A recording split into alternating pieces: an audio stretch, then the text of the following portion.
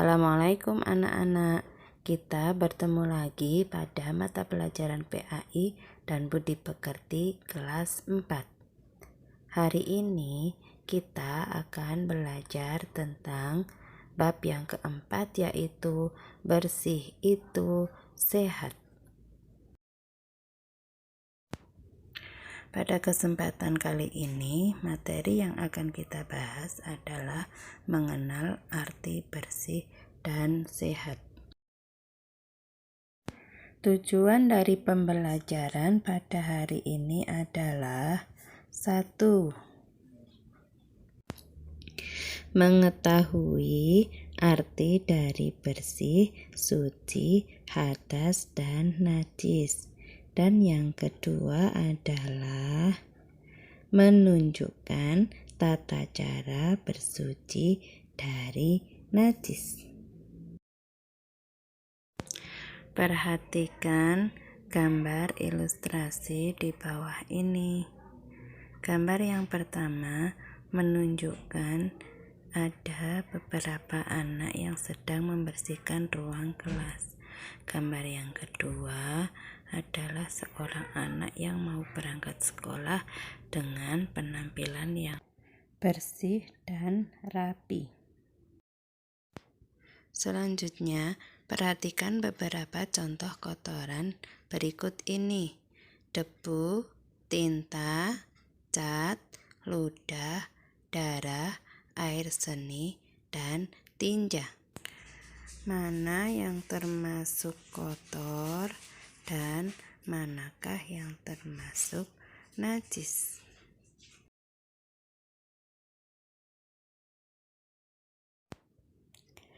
Mulai dari debu atau tanah, itu termasuk kotor atau najis ya. Coba kita lihat, ternyata termasuk kotoran. Kemudian tinta termasuk kotor atau najis. Kita lihat bersama, oh ternyata termasuk kotor. Cat, kotor atau najiskah? Dan ternyata cat termasuk kotor juga.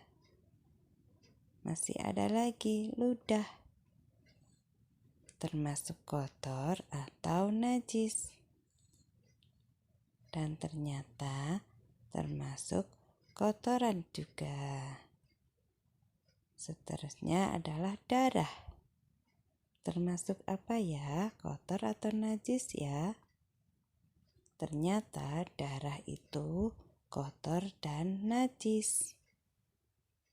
Selanjutnya adalah air seni. Termasuk kotor atau najis?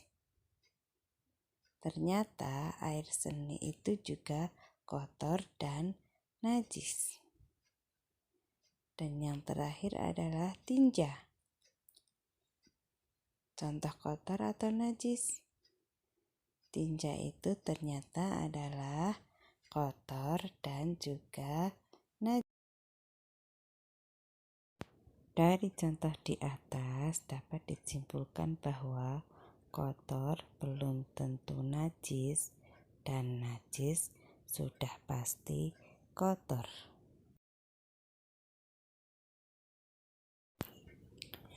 Anak-anak, diingat ya, bersih itu artinya bebas dari kotoran dan suci itu artinya bebas dari najis dan hadas. Materi selanjutnya adalah apakah arti dari hadas itu? Ternyata hadas ada dua macam, hadas kecil dan hadas besar. Hadas kecil contohnya adalah ketika kita buang air, bisa air besar ataupun air kecil, dan ketika kita buang angin. Sedangkan hadas besar contohnya adalah mimpi basah bagi laki-laki dan haid bagi perempuan.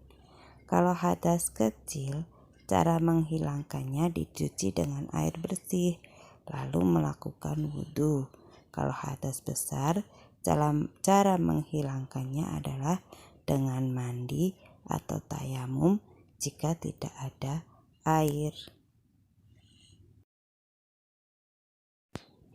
Ketika kita menjalankan sholat, maka yang harus bersih dan suci adalah badan, pakaian, serta tempat sholat kita dari najis. Anak-anakku yang soleh-solehah, selanjutnya bagaimanakah cara membersihkan najis dan hadas?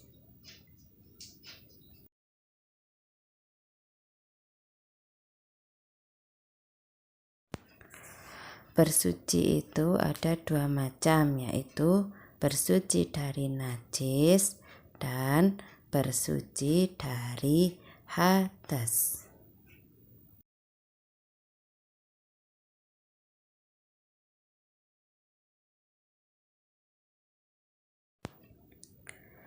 Caranya adalah ada yang disiram dengan air mutlak, yaitu air yang bersuci dan mensucikan.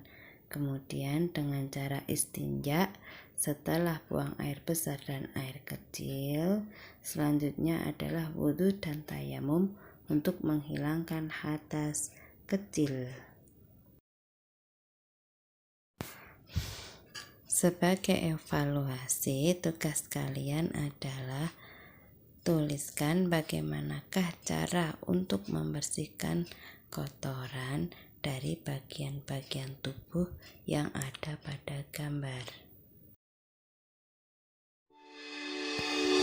Terima kasih.